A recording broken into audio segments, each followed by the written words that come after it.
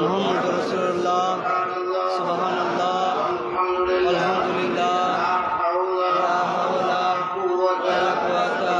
বিল্লাহ সাল্লাল্লাহু আলাইহি ওয়াসাল্লাম إن الذين يبايعونك إنما يبايعون الله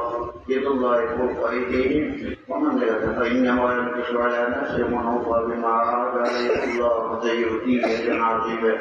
واستبشروا ببيعكم الذي بايعتم به وذلك هو الفوز العظيم بحرمة النبي الرحيم صلى الله تعالى عليه وسلم أجمعين يا رب حتى مغفر আত্মকে মালিশ করে দেন, নবীর পক্ষে থাকবেন। আল্লাহ দরবারে ফরিয়াদ করি